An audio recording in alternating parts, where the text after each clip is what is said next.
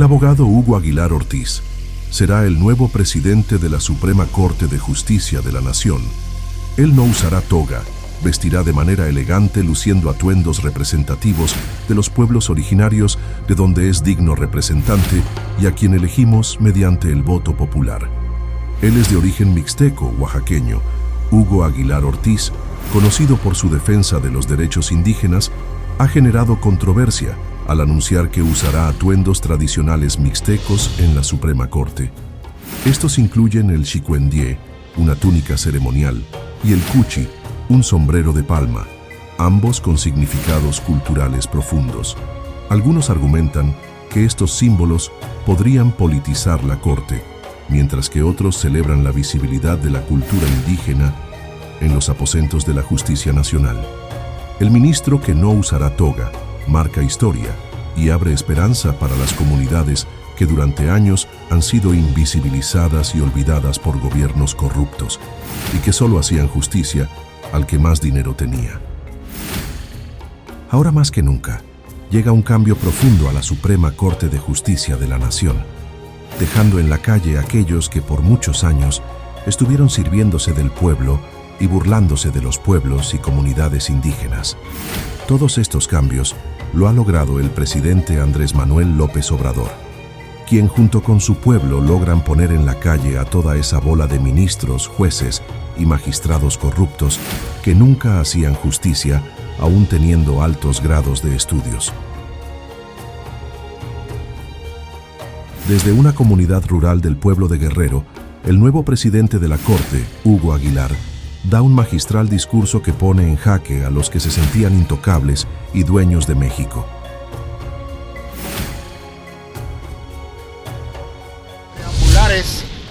Por fin llegamos a la parte medular a la cual estamos convocados. Solamente quiero decirles que la experiencia de Hugo Aguilar muestra al país que los pueblos indígenas están preparados para llegar a la cúspide del poder nacional. Un aplauso fuerte para el amigo Hugo Aguilar.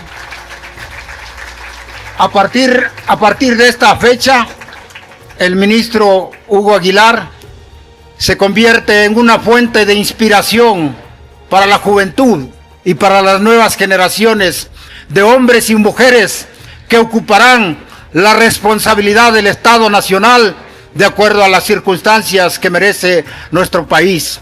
A partir de hoy, cada día más, el Estado mexicano dejará de descansar solamente en tres pilares del poder nacional: el ejecutivo, el legislativo y el judicial, y cada día más emergerá el poder del pueblo, la fuente de la legitimidad y la soberanía de nuestra nación. Ministro Hugo Aguilar, el pueblo de Guerrero te escucha con atención y desde Guerrero te escucha México y te escucha el país. Un aplauso fuerte para el ministro Hugo Aguilar.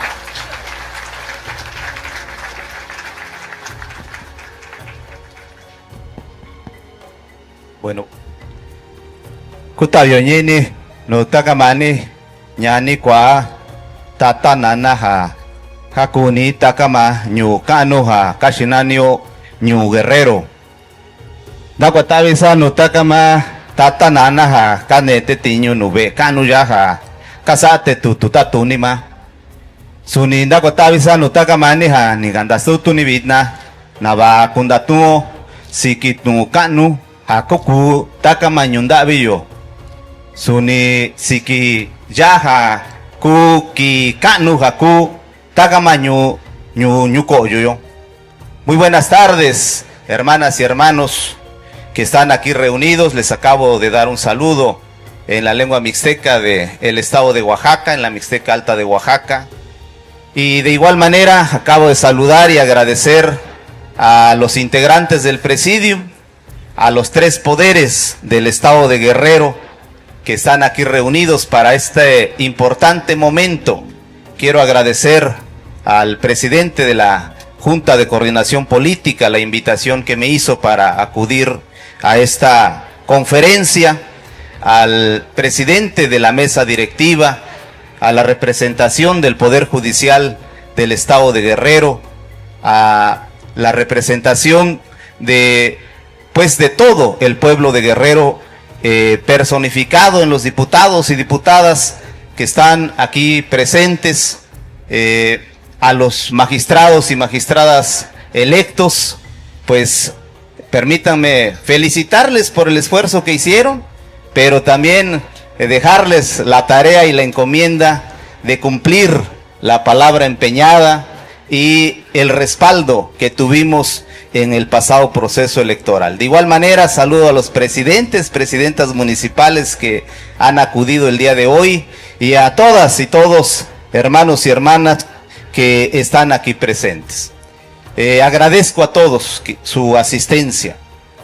Antes de desarrollar y compartir con ustedes algunas reflexiones en torno al momento actual que estamos viviendo y la perspectiva que tenemos en los siguientes años desde el Poder Judicial y en particular desde la Suprema Corte de Justicia de la Nación, quisiera enmarcar, resaltar un poco este día importante para los pueblos indígenas. Acaba de señalar don Marcos que estamos cumpliendo 30 años del festejo del Día Internacional de los Pueblos Indígenas. Efectivamente, en el año de 1994 se declaró el 9 de agosto como el Día Internacional de los Pueblos Indígenas. En el 93 se declaró un decenio internacional. Y uno puede preguntarse por qué razón hay necesidad de hablar de un Día Internacional y de un decenio internacional de los pueblos indígenas. Quiero decir también que una perspectiva y una metodología similar ha venido ocurriendo con el pueblo afromexicano. Y yo quiero resaltar, porque hoy es el día, nos convoca el Día Internacional de los Pueblos Indígenas, ¿por qué razón se constituyó este día? ¿Y por qué el 9 de agosto? ¿Por qué no otro día? Miren, los indígenas a nivel mundial, a lo largo de la historia, fuimos considerados como parte de otros grupos minoritarios. Nosotros, la ONU nos trataba como minorías étnicas, religiosas o lingüísticas. La ONU hizo muchos instrumentos jurídicos para proteger estas minorías.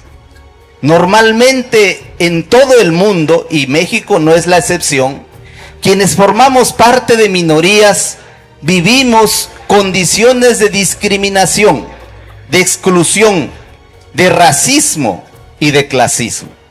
La voz que hoy nos da nuestra hermana diputada, a quien saludo con mucho cariño, Catalina, es síntoma de esta situación que nos envuelve en el mundo entero y también en México. Yo te digo, hermana, tu voz me da potencia, me da fuerza y me compromete. Vas a tener todo el respaldo de tu hermano y ahora también en la Suprema Corte de Justicia. Vamos a luchar por mejores condiciones para nuestras hermanas. Entonces, mire, las minorías somos personas en condiciones de vulnerabilidad. Ojo, en condiciones de vulnerabilidad. No vulnerables. Ningún indígena es vulnerable, ningún afro es vulnerable. Vive en condiciones de vulnerabilidad. A lo mejor esta otra expresión acierta a explicar mejor esto que acabo de decir. Los indígenas no somos pobres, nos han empobrecido. Entonces lo mismo diríamos, no somos vulnerables porque tenemos la misma capacidad física, intelectual, espiritual para ser tan grande como cualquier otro. Pero las condiciones en las que vivimos son las que no nos permiten brillar, salir adelante. Entonces las minorías vivimos en condiciones de discriminación.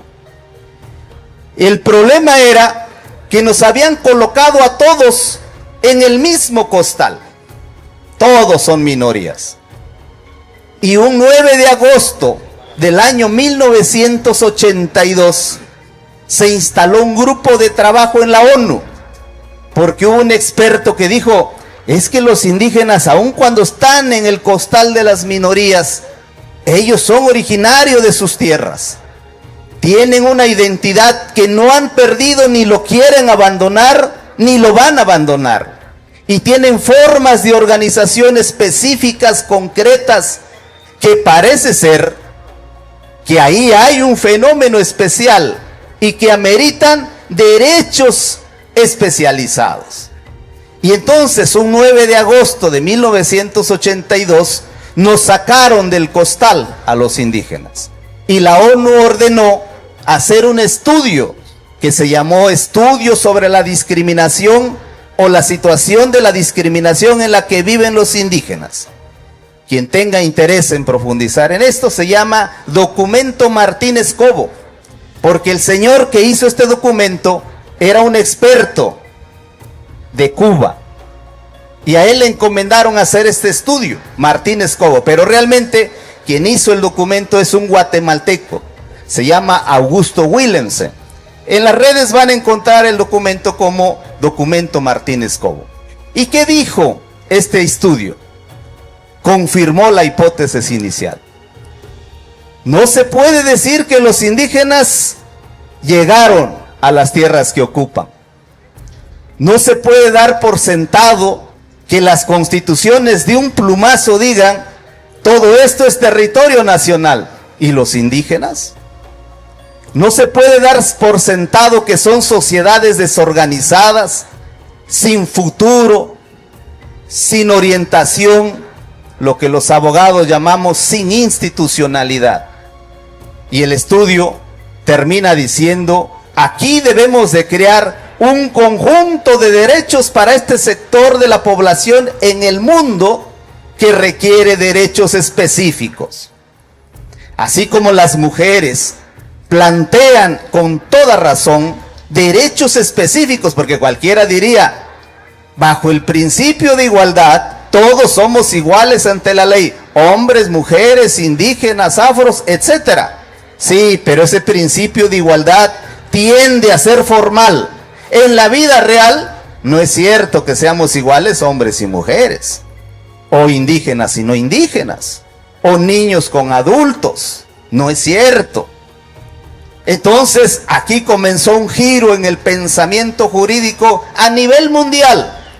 Si nosotros nos conformamos con la igualdad formal, la igualdad en la ley, y no buscamos la igualdad real, la igualdad material, lo que hoy llegó a la Constitución bajo el concepto de igualdad sustantiva, no formal, sino sustantiva, no vamos a cambiar esta sociedad y vamos a perpetuar la discriminación, el racismo y la exclusión.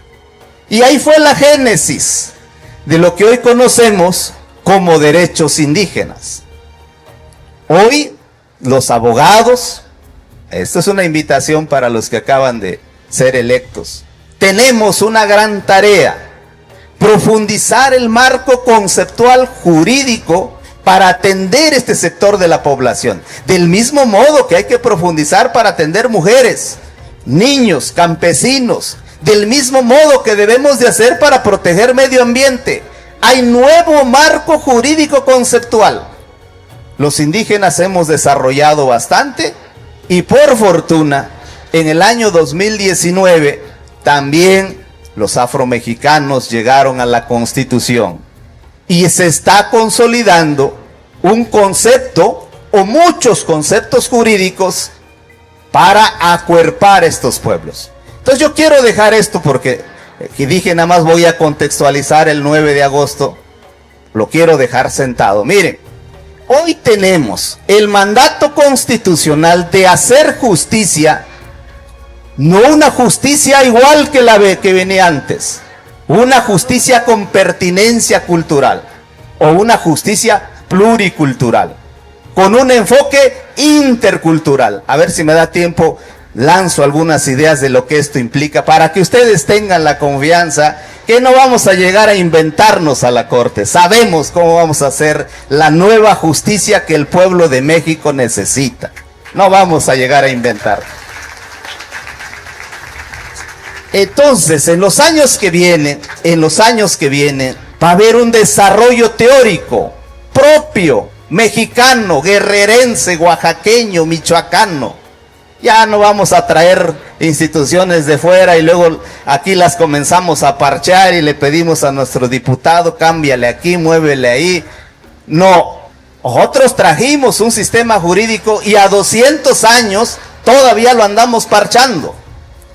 Y por el hecho de haber traído de otras latitudes, nos olvidamos de construir un sistema propio, conceptos propios, capaces de atender la realidad que vivimos. Y hoy estamos llamados a hacer eso.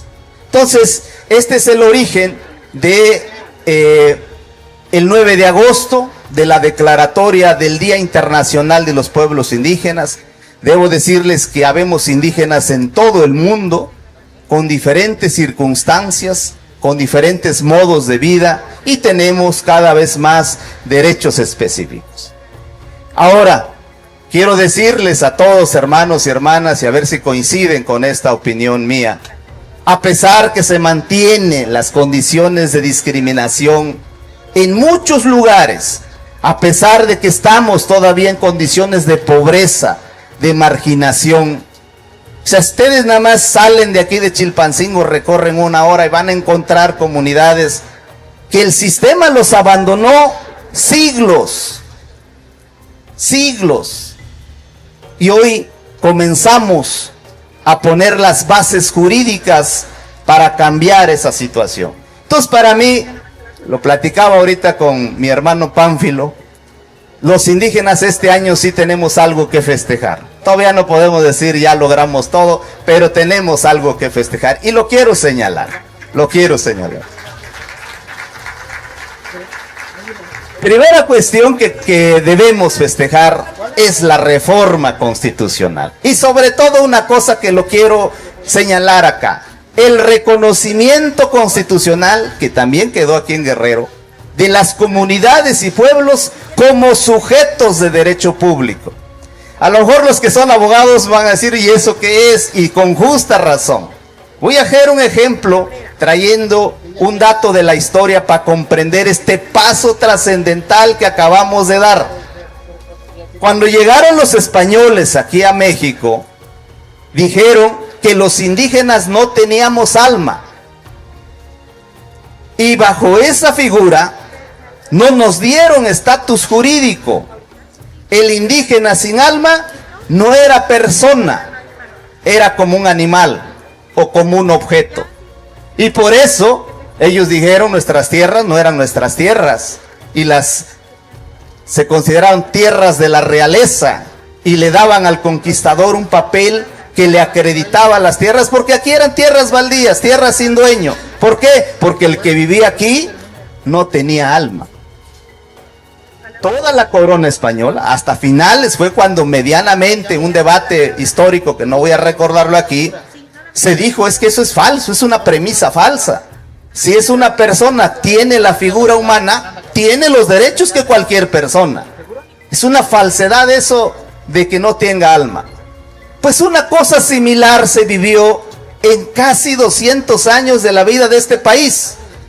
Las comunidades indígenas, las de ustedes, ahí están, han estado toda la vida, pero no tenían personalidad jurídica, no tenían estatus jurídico, no tenían capacidad.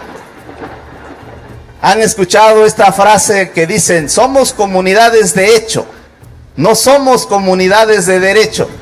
Pues lo que dice esta frase es, ahí está la comunidad, vive todos los días, hace su fiesta patronal, tiene su calenda, tiene sus autoridades, pero no tiene estatus jurídico.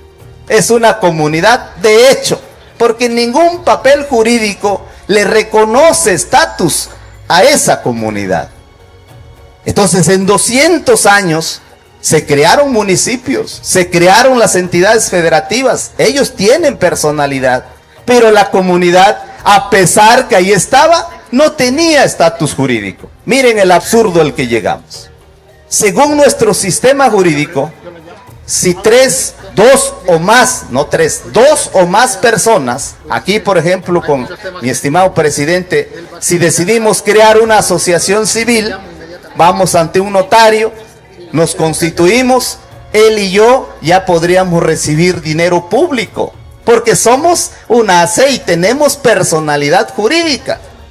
Pero la comunidad no podía, porque nunca ha ido al notario. Hoy la Constitución dice, esa comunidad que está ahí tiene personalidad jurídica, es sujeto de derecho público con patrimonio. Vean el avance, ¿sí o no estamos cambiando en este país? Costó mucho, pero gracias a estos aires de cambio que se están viviendo, se logró. Quiero decirles, lo reconozco, sin un balazo, sin una toma de oficina, sin una toma de calle. En México se hizo la segunda reforma constitucional después de muertos en el sureste mexicano. El levantamiento zapatista propició la reforma constitucional del año 2001. Hoy, este cambio que acabo de comentarles se logró sin un golpe, por los aires del cambio que el pueblo ha planteado. Y yo ahí digo, fuerza para el pueblo y reconocimiento para el pueblo. Esta es la primera cuestión que yo digo, estamos en condiciones de festejar. Y la segunda, cuando uno hace una ley, pues tristemente no se resuelve el problema real con la ley, inicia la solución. O sea, si uno aprueba una reforma constitucional el día de hoy, no significa que al día siguiente ya cambió la realidad de uno. Si ahorita van al banco y le dicen, mi comunidad ya tiene personalidad jurídica, quiero abrir una cuenta, estoy seguro que el jurídico del banco va a decir, ¿y qué cosa es eso de una comunidad indígena? Yo aquí constituyo, le doy cuenta a las personas, a las asociaciones, a las sociedades, al municipio, al estado, a la federación, pero comunidad indígena, ¿qué es eso? Incluso el propio SAT eso nos decía. ¿Cómo le voy a dar un registro federal de contribuyentes a una comunidad? Pues sí, es mandato constitucional. Entonces la segunda tarea que se tiene siempre es la implementación de la norma. Y aquí también es para festejar. Este año las comunidades indígenas ya tienen su constancia de comunidad, ya se les va a dar su RFC y están recibiendo su fondo de aportaciones para la infraestructura social. Hoy hay este fondo que se llama FAISPIAN, es producto de la reforma, porque ya tienen personalidad jurídica y fíjense, ojo, bonito esto. La comunidad hace función pública y por lo tanto tiene derecho de acceder al recurso público. Y yo pregunto, ¿un comisario de acá a poco no se preocupa por la luz, el agua, el camino, la salud? ¿Sí o no? Eso es lo que hace un comisario. ¿Y el agua, la luz, la salud es para su casa? Es para el pueblo. Entonces la función que hace un comisario es una función pública, porque atiende la cosa pública y por lo tanto también tiene derecho de acceder al recurso público. Entonces esta es otra cosa que creo ya debemos de festejar y solo ha sido posible por este gran sentido y ambiente de cambio que corre por nuestro país. Es el segundo elemento que quiero resaltar. Y el tercero, no solo quiero resaltar, sino también agradecer. Los pueblos indígenas hoy vamos a tener un asiento después de 200 años.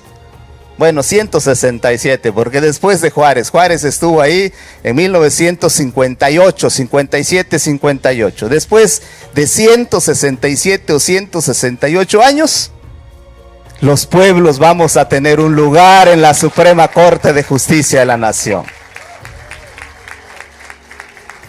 Y quiero decirles que no solo los pueblos indígenas, el pueblo en general, el pueblo. Porque lo que hoy logramos es mandato del pueblo. Y quiero platicárselos abiertamente. Yo, Hugo Aguilar, no soy político, no he hecho carrera política. Yo no puedo decir llegué ahorita a la Corte producto de mi carrera política. Yo tampoco soy amigo de la familia judicial, que dijeran, no, pues va Hugo ahora, ¿no? No, a mí me puso realmente el pueblo, ustedes, el voto popular. Hace año y medio era impensable. Yo hace año y medio no pensaba que fuera a ser ministro. No soñaba. Y las veces que lo soñaba decía, es imposible, no hay forma. Vean lo potente de una reforma judicial. Cuando vi que la reforma no ponía como condición tener grandes amigos, dinero o capital político, pues me lancé. Y encontré el respaldo del pueblo, que tiene esperanza y sed de justicia. Por eso yo ahorita le decía aquí al presidente, tiene toda la razón. Hoy tenemos que hablar con esperanza, pero también con exigencia. Y lo tengo claro y estoy consciente. Hay una exigencia que la realidad misma nos lo está señalando. Hay que hacer justicia para el pueblo. Tomar medidas para que la Corte voltee a ver al pueblo, destine sus intereses, sus recursos, su infraestructura para hacer justicia a favor del pueblo. Eso es lo que vamos a hacer en la nueva Suprema Corte de Justicia de la Nación, y vamos a convocar a todo el Poder Judicial a tener esta perspectiva. Quiero también señalar, porque ya se me ha cuestionado que esto parece discurso de activista. Me dicen que ahora la Corte se va a apartar de la Constitución y se va a ir al activismo judicial. Aquí están los abogados. Hay una interpretación, hay una corriente de interpretación jurídica contemporánea que buscan hacer justicia con base en principios y no en la aplicación estricta de la ley, y se les cuestiona que son activistas judiciales. Quiero decirles a todo mundo que eso no va a ocurrir al 100%.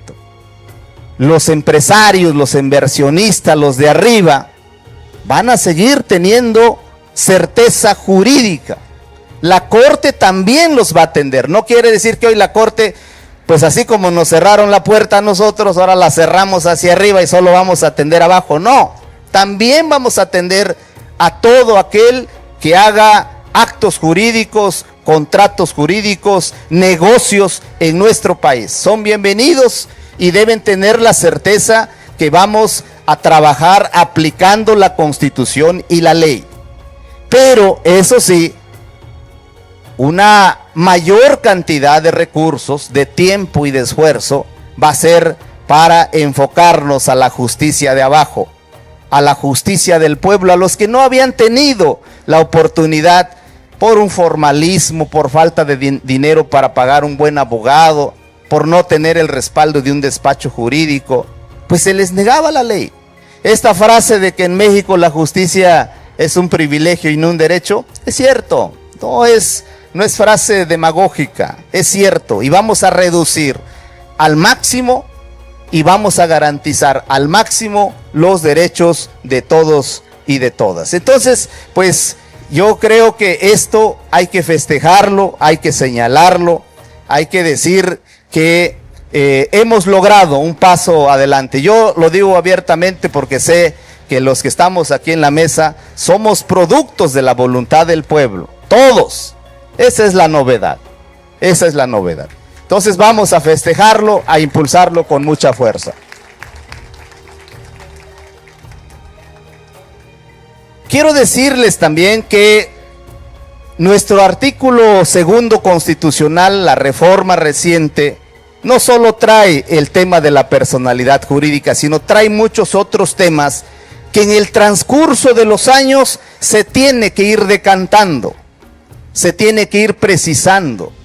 Y ahí estará la Corte para sentar los criterios y la jurisprudencia necesaria que haga de este país un país más justo, más incluyente, más digno. En alguna ocasión usé esta frase que la quiero compartir acá. que cuando va uno a un lugar y nos invitan a comer, uno adentro piensa, ¿alcanza o sobra? ¿Me están invitando porque alcanza o porque sobra? Y así es México. México antes le daba a los indígenas lo que sobraba. Y hoy los indígenas estamos invitados porque alcanza. O no sé si alcance bien, pero está por mandato constitucional y por ley. Y eso se llama dignidad. O sea, a mí me pueden dar el mejor platillo, pero si me lo avientan, dañan mi dignidad. Y yo diría, pues por muy sabrosa que esté, no te lo acepto. Pero así me pueden dar una tortilla con sal y es de corazón, y es con compromiso, es por atención, uno se siente digno de comerse la tortilla con sal, ¿sí o no? Eso requiere este país, justicia y dignidad, y por eso vamos a trabajar.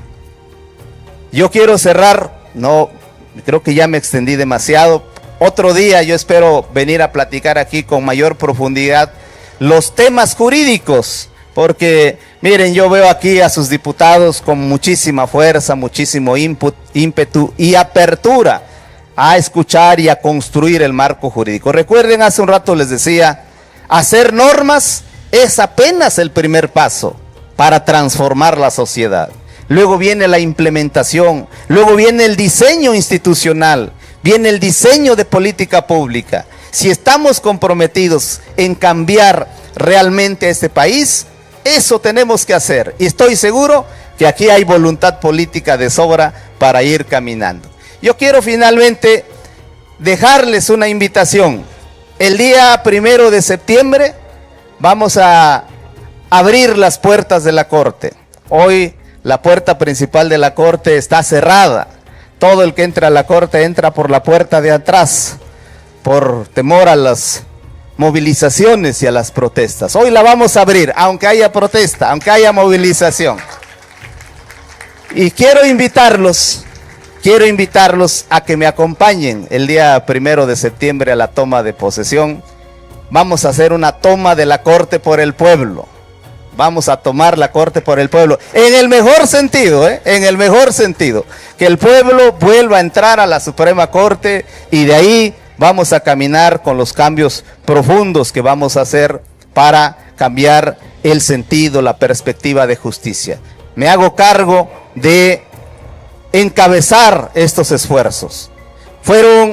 Han sido ya muchísimos años en que la Corte ha estado al servicio de otros intereses. Hoy vamos a darle un giro y vamos a ponernos al servicio del pueblo. Les agradezco mucho la atención y quedo aquí a la orden. Muchas gracias.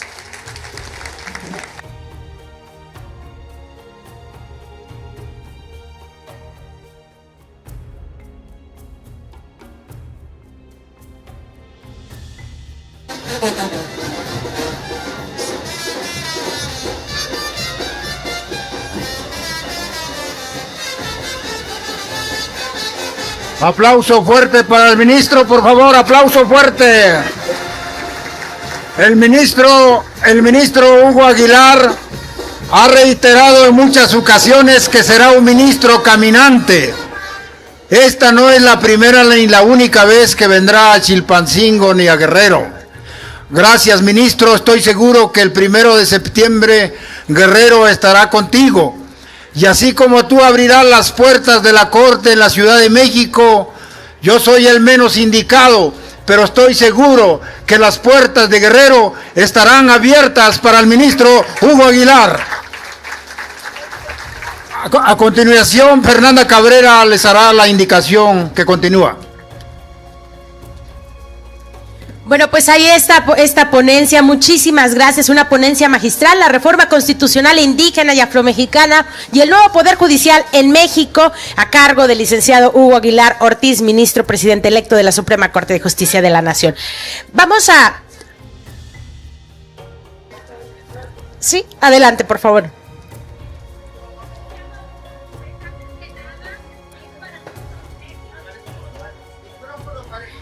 Muchas gracias. escucha? Muchas gracias, para mí es un privilegio. Mi nombre es Silvia Alemán Mundo, soy profesora de Sociología de la Universidad Autónoma de Guerrero, aquí en Chilpancingo, fundadora del Partido Morena y candidata a la presidencia municipal en el 2018, defensora de nuestro presidente Andrés Manuel y de nuestra presidenta Claudia Sheinbaum. Quiero felicitarlo por esta excelente conferencia, licenciado Hugo Aguilar Ortiz, ministro presidente de la Corte, y para mí es un privilegio tenerlo como mi interlocutor en este diálogo colectivo. Porque antes que nada pienso que para resolver los problemas del Estado de Guerrero y de México es necesario el diálogo comunitario, así como la democracia comunitaria y, como usted lo dijo, una justicia caminante del lado del pueblo. Mi pregunta es, licenciado Hugo, usted hizo referencia a la discriminación a los pueblos indígenas. Para mí es un problema cultural, es un problema complejo y tiene de por medio la palabra la colonización del pensamiento. Hemos sido colonizados en nuestra conducta y en nuestra cultura. Y quiero preguntarle qué piensa usted para mejorar y resolver este problema acerca de una perspectiva intercultural, pero también interdisciplinaria. La contribución no solo del derecho, sino de la antropología, la sociología, la psicología, de todas las ciencias sociales para abonar a la solución de este grave problema, porque desde mi punto de vista las comunidades indígenas no son un problema, son una riqueza cultural. Y aquí las mujeres campesinas, las mujeres indígenas, las mujeres rurales, licenciado Hugo, son la base de México. Sin las mujeres campesinas, sin las mujeres rurales, sin las mujeres indígenas, no hay país, porque no habrá quien cultive la tierra, quien eche las tortillas, ni quien alimente a la gente, a sus familiares que cultivan el campo. Entonces, estoy confiando en que usted está empeñando su palabra, que va a luchar del lado de las mujeres campesinas, rurales e indígenas. Y la otra cuestión, que atendiendo a su discurso, obviamente, de las comunidades indígenas y afromexicanas, que no solo sufren pobreza, tienen riqueza, pero sufren pobreza y exclusión, indígenas y afromexicanas, pero también están las otras comunidades mestizas, campesinas, que si bien no son tan discriminadas, no son tanto, pero sí lo son, porque ser campesino o ser campesina es pertenecer a un mexicano, una mexicana de segunda. ¿Qué va a pasar con el campo mexicano, con su población rural, en términos de esta perspectiva de justicia que usted va a desarrollar de una manera innovadora, de una manera integral? Y le agradezco su atención. Para mí es un privilegio. Gracias. Muy bien. Vamos a concluir con la participación. Esto por el tema del respeto. Con su participación concluimos, ya que hay muchas personas que van a regresar a sus comunidades, todavía se tienen que trasladar y la verdad es que el clima no favorece, es para salvaguardar su integridad. Entonces vamos a concluir, por favor, con su participación para dar cierre ya a lo que es esta ponencia. Adelante. Bueno. La tata nana tata Hugo Aguilar Mi nombre es Ezequiel Catalán Madrid, soy de la comunidad de Silacayutitlán, municipio de Atlamjalcingo del Monte, actual coordinador regional de autoridades comunitarias en San Luis Acatlán. Estoy prestando mi servicio comunitario.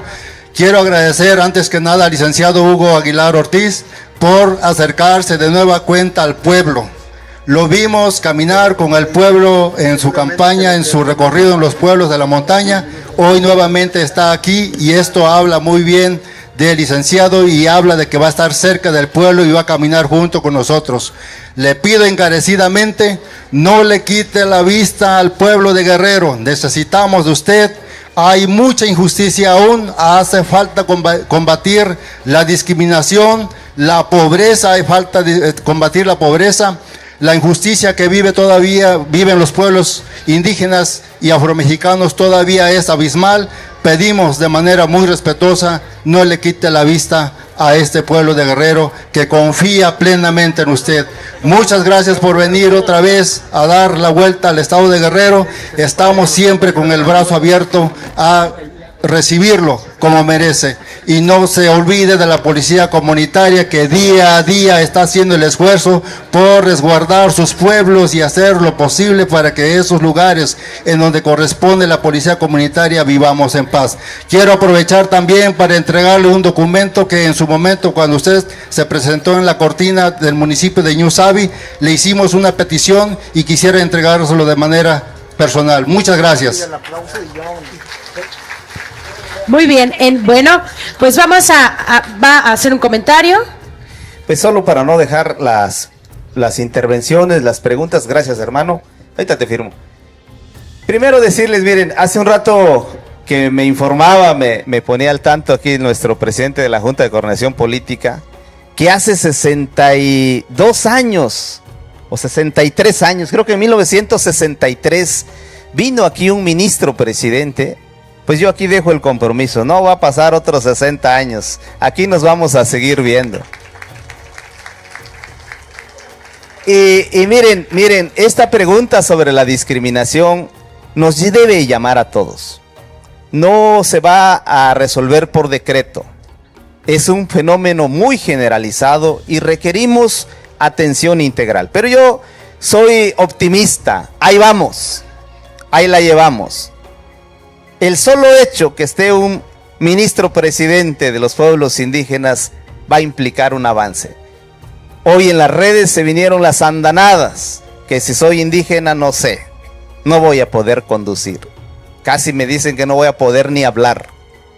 Que si soy indígena se duda si estudié. Que si soy indígena, pues seguramente atrás hay quienes me están moviendo. Falso. Y vamos a demostrar que los indígenas tenemos capacidad, inteligencia, conocimientos para hacerlo valer.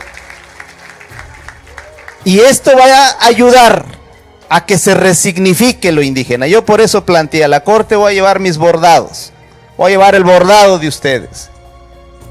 En la corte se va a escuchar la lengua, va a entrar el bastón de mando, porque necesitamos mandar los mensajes necesarios para dignificar a los pueblos de México. Vamos a ir avanzando, es tarea de todos y yo creo que cada vez hay más espacios para que los pueblos nos expresemos y para que caminemos juntos. No vamos a abandonar Guerrero como no vamos a abandonar a todos los pueblos de México y vamos a hacer efectivo el voto de ustedes del 1 de junio. Les dejo un abrazo y aquí nos vemos pronto. Hasta luego. A continuación interviene la compañera Catalina Polinar, presidenta de la Comisión de Pueblos Indígenas y Afromexicanos y de origen indígena. Adelante, compañera.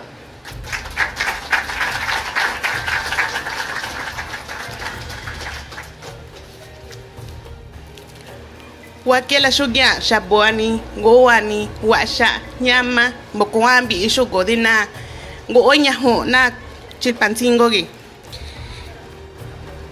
Buenas tardes todas y todos que estamos el día de hoy presente en este Congreso del Estado de Guerrero. El día de hoy me es grato saludar a nuestro ministro presidente electo el día de hoy y con el permiso del presidio voy a tomar la palabra para hablar un poquito. Quiero decirle a todas las personas que estamos aquí presentes que el día de hoy que estamos aquí, pues todos sabemos por qué estamos, ¿no? Desgraciadamente, nosotras como indígenas y como mujeres seguimos siendo discriminadas. Discúlpeme por la emoción, pero yo soy muy sentimental.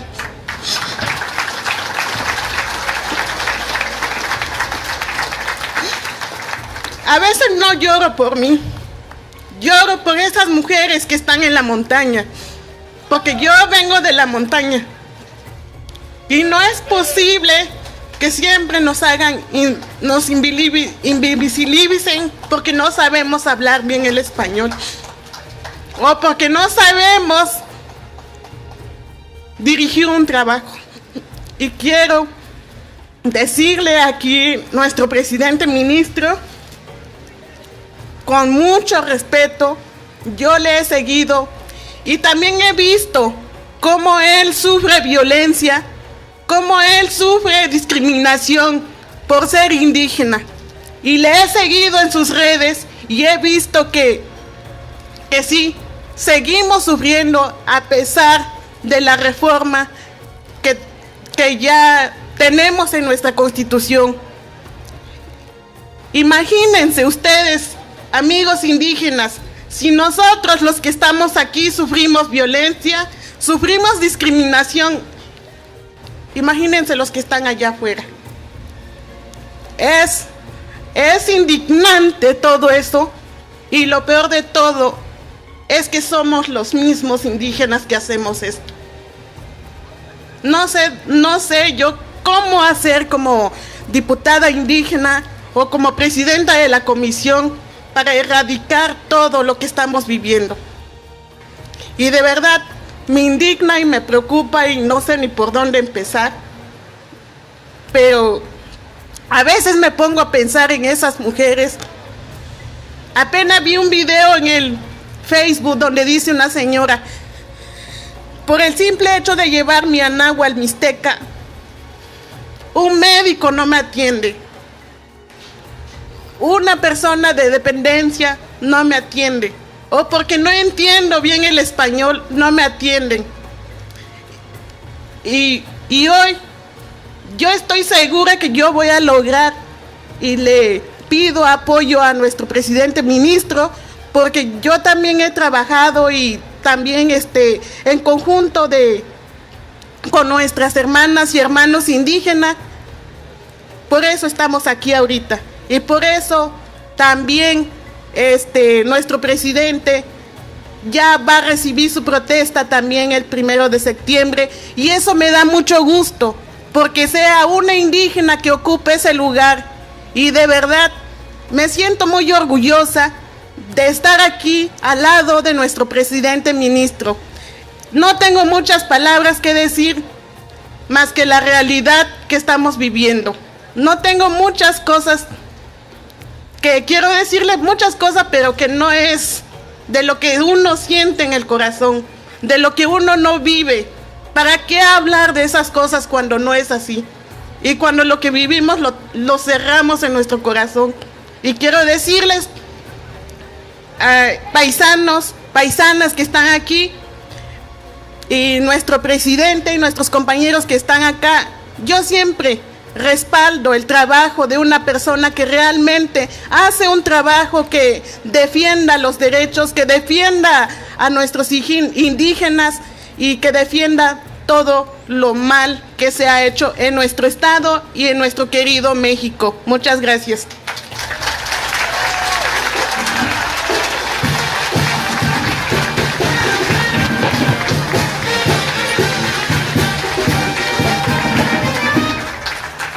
Bueno, ahí está el mensaje de la diputada Catalina Polinar Santiago, presidenta de la Comisión de los Pueblos y Comunidades Indígenas y Afromexicanas en el Congreso Local. Agradecer, por supuesto, también a la magistrada electa Marta Rubí Rosas, que nos acompaña esta tarde. Muchísimas gracias, magistrada electa. Le agradecemos que se encuentre con nosotros. Muchas gracias a todas y todos. Y de esta manera damos por concluida esta ponencia magistral, la reforma constitucional indígena y afromexicana y el nuevo Poder Judicial en México. Les agradecemos a todas y todos su presencia. ¿Qué les parece si hacemos lo siguiente? Vamos a tomar primero la foto de este lado y después a las personalidades que nos hacen el honor de acompañarnos. Nos acomodamos del otro lado para poder también, por supuesto, que todas y todos salgan.